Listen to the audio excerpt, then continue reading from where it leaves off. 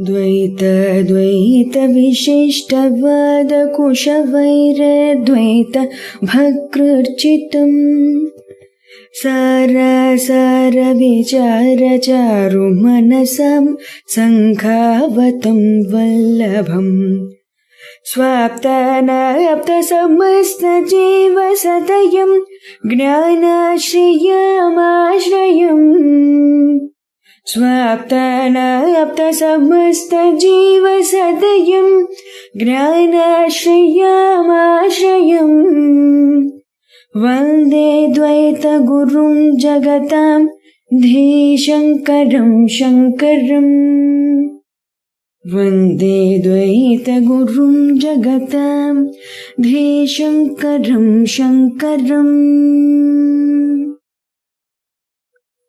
श्रुति स्मृति पुराणानाम् आलयं करुणालयम् श्रुति स्मृति पुराणानाम् आलयं करुणालयम् नमामि भगवत्पादशङ्करम् नमामि भगवत्पादशङ्करं लोकशङ्करम् लोकशङ्करम्। శ్రీ గురుభ్యో నమః. శ్రీ శ్రవణ ఛానల్కి శ్రోతలందరికీ కూడాను మరొకసారి స్వాగతం. ఈరోజు మనం 341, 342 శ్లోకాల్ని చెప్పుకోబోతున్నాం అనమాట. ముందుగా 341వ శ్లోకాన్ని వినేద్దాం. దృశ్యస్యాగ్రహణం కథం ను ఘటతే దేహాత్మనా తిష్ఠతః బాహ్యార్థానుభవ ప్రసక్తమనసః తత్తత్క్రియాం కుర్వతః సంన్యస్తాఖిల ధర్మ కర్మ విషయై నిత్యాత్మనిష్ఠా పరైః తత్వజ్ఞైః కరణీయమాత్మని సదానందేచ్చుభిర్యత్నతః.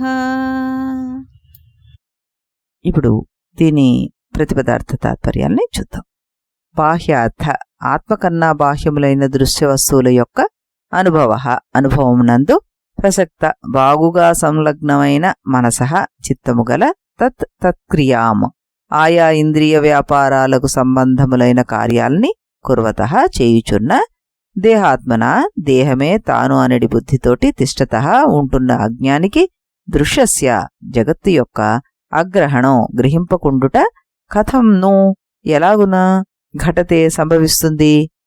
సన్యస్త బాగుగా విడువడిన అఖిల సమస్తములైన ధర్మ దేహేంద్రియాది ధర్మములు కర్మ ఇంద్రియ వ్యాపారములు విషయై శబ్ద విషయములు కల నిత్యాత్మనిష్టాపరై నిత్యము బ్రహ్మనిష్టయందు ఆసక్తులైన ఆత్మని తనలో సదా ఎల్లప్పుడూ ఆనందేచ్ఛుభి ఆనందము కోరువారు కనుకనే తత్వజ్ఞై బ్రహ్మ యొక్క యథార్థము ఎరిగిన వారి చేత యత్నతః ప్రయత్నము వలన కరణీయం దృశ్య నిరాకరణం చేయదగినది అంటూ ఇందులో చాలా పదాలు చాలా అర్థాలు వచ్చేసే మనకి. వీటన్నిటినీ కలిపిన సారం ఏమిటో మనం ఇక్కడ చూద్దాం. దేహమే ఆత్మ అనే బుద్ధితో ఉంటూ బాహ్య పదార్థాల పట్ల మనస్సులో ఆసక్తిని కలిగి ఉండి వాటి కోసమే నిరంతరము పనిచేస్తూ ఉండే వారికి దృశ్య ప్రపంచాన్ని గురించిన అప్రతీతి ఎలా కలుగుతుంది? అందుకే నిత్యానందాన్ని కోరే తత్వజ్ఞులైన వారు సమస్త ధర్మాలను కర్మలను విషయాలను వదిలివేసి నిరంతరము ఆత్మనిష్టలోనే తత్పరులై తమ ఆత్మయందు ప్రతీతమయ్యే ఈ దృశ్య ప్రపంచాన్ని ప్రయత్నపూర్వకంగా వదిలేయాలి అంటున్నారు ఇందులో. దీన్ని కాస్త వివరంగా మనం చూద్దాం. ఇప్పుడు మనం అర్థం చేసుకోవడానికి ప్రయత్నం చేద్దాం. ఏమంటున్నారు? శరీరమే నేను అని భావిస్తూ ఈ బాహ్య విషయాలపై మనస్సు లగ్నం చేస్తే వాటి కోసం ఎన్నో పనులు చేస్తూ ఉండేవాడికి దృశ్య ప్రపంచం మిథ్య అని స్థిరంగా గ్రహించడం ఎట్లా సాధ్యమవుతుంది? నిరంతరం దాంట్లోనే ఉంటే. కాబట్టి నిత్యానందాన్ని కోరుకునే తత్వజ్ఞులు ఈ సమస్త విషయాసక్తుల్ని విడిచిపెట్టేస్తారట మొదల. నిత్య నిష్ఠలో గొప్ప ప్రయత్నంలో వాళ్ళు స్థిరపడాలి. అప్పుడే ఈ భావం ఏమిటో అర్థం అవుతుంది అంటున్నారు శంకరుల వారు అన్నమాట. సర్వాత్మభావమే ముక్తికి కారణం అని చెప్పారు ఇంతకుముందు శ్లోకంలో మనకి. ఇప్పుడు సర్వాత్మభావానికి అడ్డు ఏమిటి, అవరోధం ఏమిటి? ఆ ప్రధాన అవరోధం ఏమిటో మనకి 3 ముక్కల కింద చెప్తున్నారు. ఒకటి దేహాత్మ బుద్ధి, బాహ్య విషయాసక్తి, విషయ ప్రాప్తి కోసం నిరంతర కర్మ ప్రవాహం. ఈ 3 ఉన్నంత వరకు మరి మనస్సు అంతర్ముఖం ఎలా అవుతుంది? ఈ అంతర్ముఖత లేకుండా ఆత్మనిష్ట మనకి కలగడం అసాధ్యం. అందుకే శంకరులు వారు యత్నతః అంటూ ప్రత్యేకంగా చెప్పారు. ఆత్మనిష్ట సహజంగా ఏం వచ్చేదు, నిరంతరం సాధన చెయ్యాల్సిందే, అప్పుడే అది స్థిరపడుతుంది అంటూ ఆయన చెప్పడం జరుగుతోందనమాట. ఈ శ్లోకంలో ఆచార్యుల వారు ఓ రకంగా మనం ఓ ప్రశ్న వేస్తున్నట్టే. ఒకసారి 2 దిశల్లో మనం నడవగలమా ఒకేసారి? ఒక పడవను ఒకరు తూర్పుకి మరొకరు పడవరకు లాగితే అది ముందుకు వెళ్ళదు కదా. అలాగే మనస్సు ఒకవైపు బ్రహ్మని కోరుకుంటూ మరోవైపు విషయాల్లో ఆనందాన్ని వెతుకుతుంటే అది స్థిరమైన జ్ఞానాన్ని పొందదు.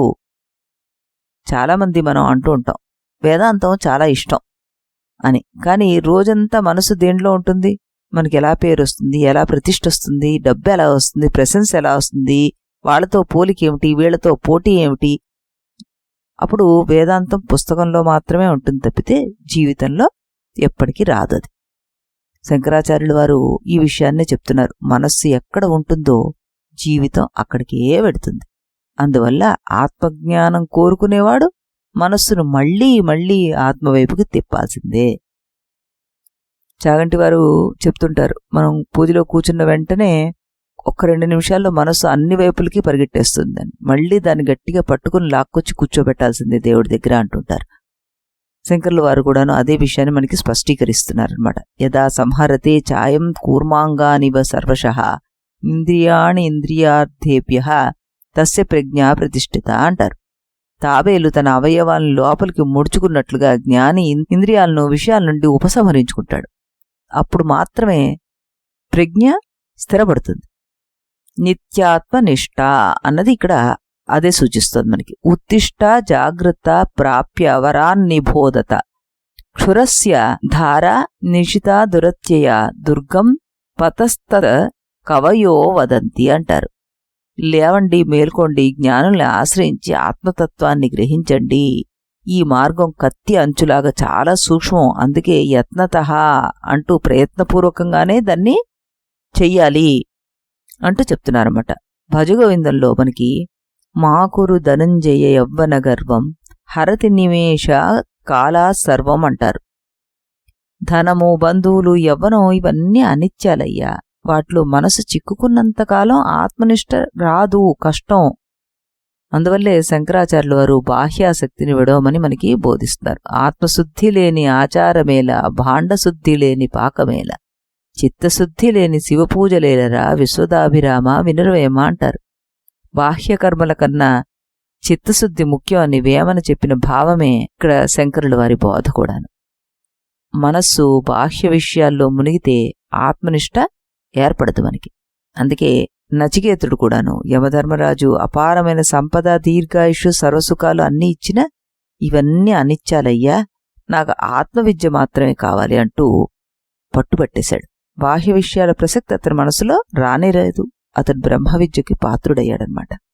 ఒక విద్యార్థి అత్యంత కఠినమైన పరీక్షకు సిద్ధమవుతున్నాడంటే అదే సమయంలో రోజుకి గంటల కొద్దీ సామాజిక మాధ్యమాలు, వినోదం, నిరర్థక సంభాషణలో ఇవన్నీ ఉంటే అతని విజయాన్ని కోరుకున్నా దానికి తగిన మనోనిబద్ధత ఉండకపోవడంతో విజయాన్ని సాధించలేరు అతను. ఆ రకంగా మనం ఈ శ్లోకాన్ని అర్థం చేసుకుంటే కఠినమైనదైనా కూడాను కరుణామయమైన ప్రశ్న ఇది. మన హృదయం నిజంగా దేన్ని కోరుకుంటోంది అన్నది. ఆత్మను కోరుకుంటే మనస్సు ఆ దిశగా నడుస్తుంది. ప్రపంచాన్ని కోరుకుంటే అది అక్కడికే వెళ్తుంది. 2 దారుల్లో ఒకేసారి మనం నడవడం అసంభవం.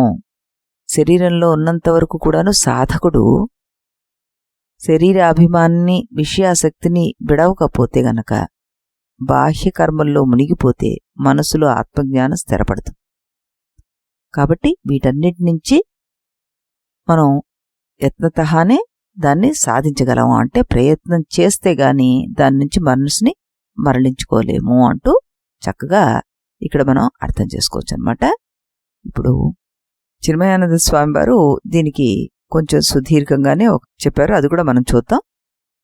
దృశ్యస్య అగ్రహణం, విషయాలు, ఊహలు, తలపులు వీటితో కూడిన దృశ్య ప్రపంచాన్ని చూడకుండా ఉండడమే శరీరమే నేననుకునేవాడికి సాధ్యం కాదు. శరీరం ద్వారా చూడడంతో వస్తువులు కనిపిస్తే కనిపించకుండా అవి విడిగా ఎక్కడికి వెళ్ళలేవు. కాబట్టి కలలో ఉన్నంతసేపు ఆ కళ నుండి తప్పించుకోవడం సాధ్యం కాదు కలగనేవాడికి. శరీరమే నేను అనే భావం ఉన్నంతకాలం వస్తుమయ ప్రపంచ దృశ్యం నుండి అహంకారం తప్పించుకోలేదు. అద్వితీయమైన ఆత్మను శరీర, మనస్సు, బుద్ధులు గ్రహించలేవు.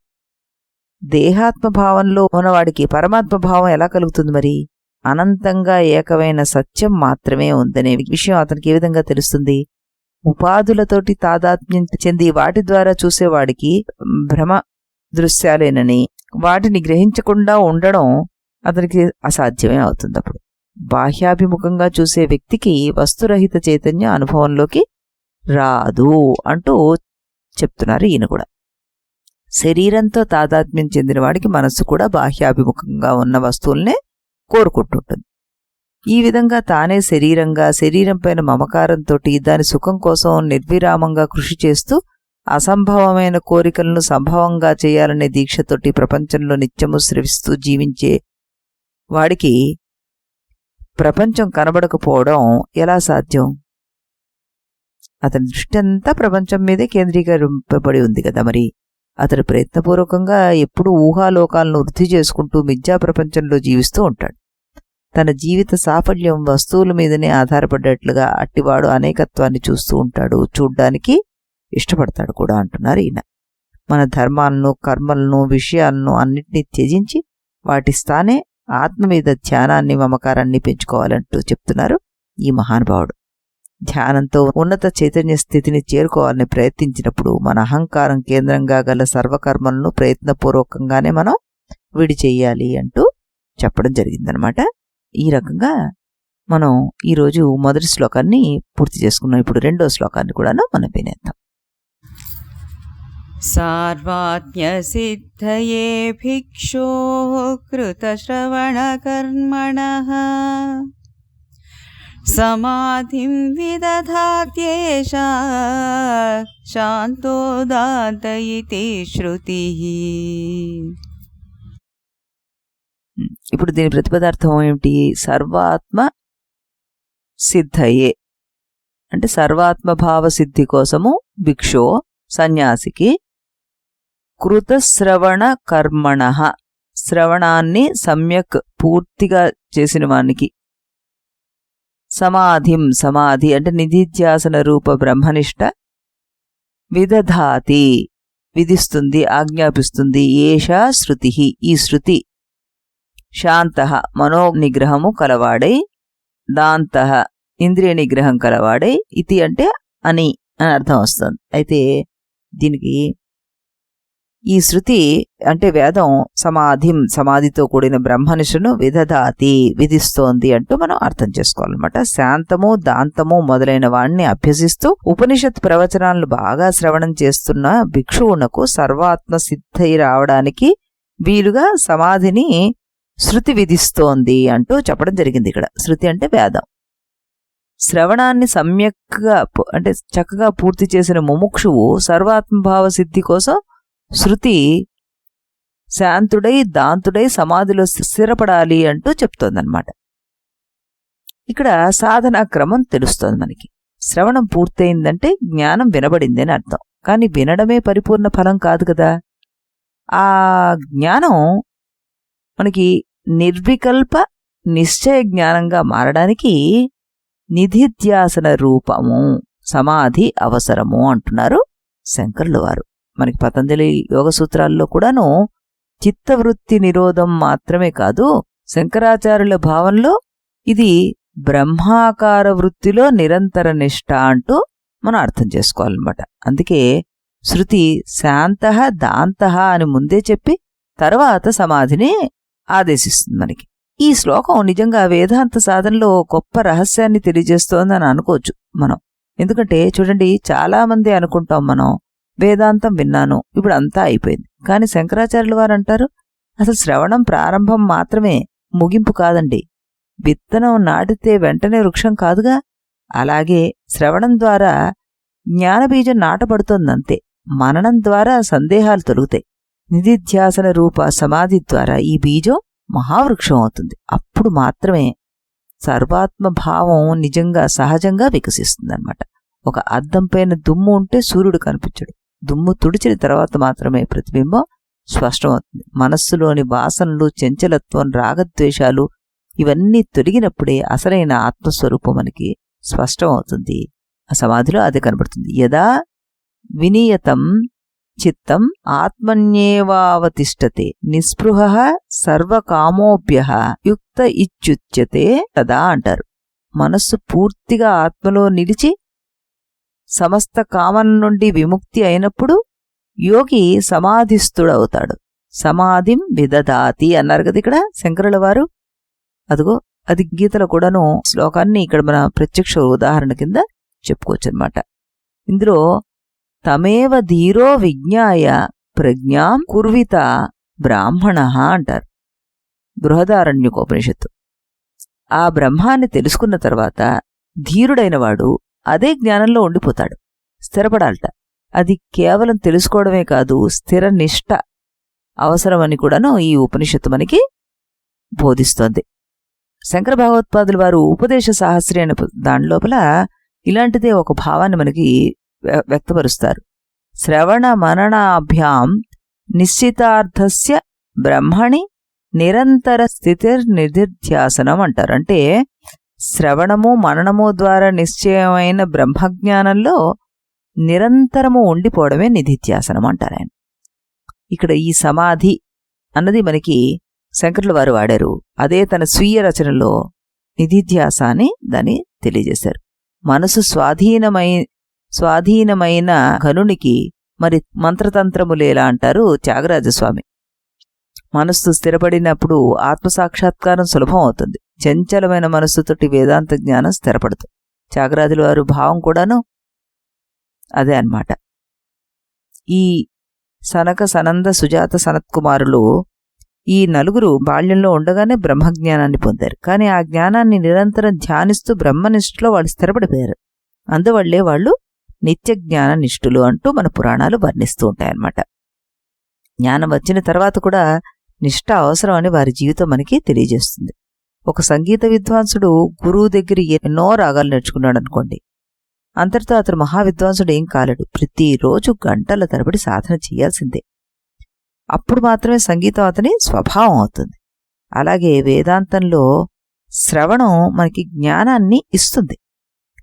ఈ సమాధి అంటే నిధిధ్యాసనం ఏదైతే ఉందో ఆ జ్ఞానాన్ని జీవిత స్వరూపంగా మారుస్తుంది. శాస్త్రము వినిపిస్తోంది, గురువు వివరిస్తారు, సందేహాలు తొలగిపోతాయి. కానీ మనకి చివరికి ఒక పని మాత్రం మనం చేయాల్సిందే మిగిలిపోతుంది. వాళ్ళేమీ చేయలేరు. అక్కడ మనస్సును మళ్లీ మళ్లీ ఆత్మలోకి మనమే నిలపాలి. బయట ప్రపంచం ఎన్నిసార్లు పిలిచినా లోపల బ్రహ్మమే సత్యమని గుర్తు చేసుకోవాలి. అప్పుడు శ్రవణం అనుభవం అవుతుంది. అనుభవం నిష్ఠగా మారిపోతుంది. నిష్ఠ ముక్తిగా మారుతుంది. ఇదే శంకర భగవత్పాదుల వారు మనకిచ్చిన మహోపదేశం అన్నమాట. మనసు స్వాధీనమైన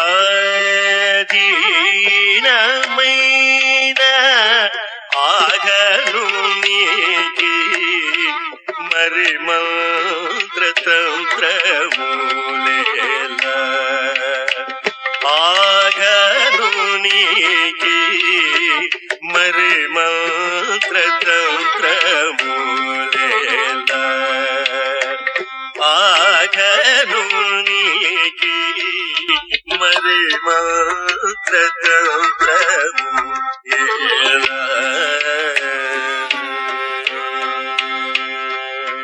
తనువు తాను గాదని యుచువానికి తనువు తాను గాదని యుచువానికి తపసు చేయగనేల దశరథ బాల తనువు తాను గాదని చువానికి మనసు స్వాధీనమైన ఆగరునికి మరి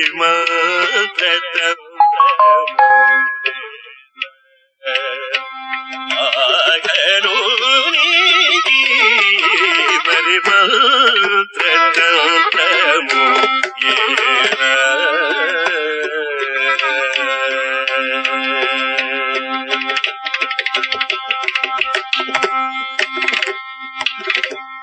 అన్నీ నీవనుచు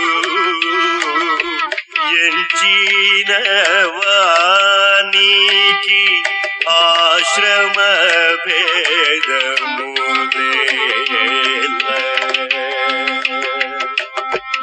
అన్నీ నీవనుచు ఎంచిన వానికి ఆశ్రమ భేదము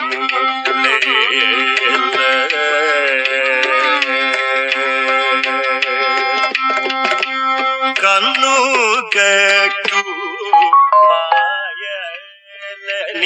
ఎల్చువాని ఆశ్రమ భేదము